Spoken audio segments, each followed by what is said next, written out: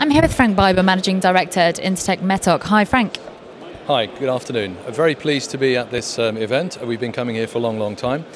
I don't know how much you know about the company, but Metoc, as we were known until last year, is a marine environmental engineering consultancy. We've worked in offshore renewables since 1997. Last year, in October, November, we were acquired by a big group called Intertek, and that's really very exciting for us. Intertek is an FT 100 company with a 3 billion capitalization, offices around 100 countries. And what this means to us is that we will now have enormous opportunities for internationalization and for producing a much broader range of services, combining our own strength with those of the Intertek group. Now, the industry is growing really fast. What are the key areas of focus for your company? Okay. Offshore wind has been going for 10-15 years, and it's a very exciting sector, and there's lots of issues. They're many and varied, but just to highlight two that have the focus of my company, Intertek Metoc. One is cables. In offshore wind round 1 and round 2, lots of things went wrong with the export cables and inter-array cables, and the industry has learned a lot of lessons from that. It's very important that those lessons are learned as the sector scales up to bigger projects in round 3.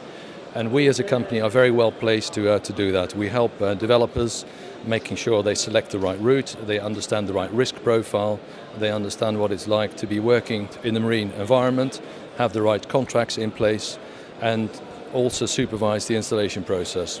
And we as a business major in all those areas, and that benefits the developers so that their cables are properly installed. The second item I wanted to highlight briefly is cost control. Again, that goes right through the project, right through the supply chain, and we do our bit here by making sure we understand the offshore wind farm site, that all the contracts are developed properly, the vessels that are doing the installation are selected properly, and that the whole risk process is controlled all the way through, and by implication the costs are controlled, and that's the biggest challenge for the sector. The technology is there now, the will is there, but the costs have to come down through economies of scale and through applying the lessons learned. And what other geographical areas are you looking to work at in the coming future? Okay. We've been very active in the UK since about 1997. We've worked on 20 to 30 schemes and continue to do so.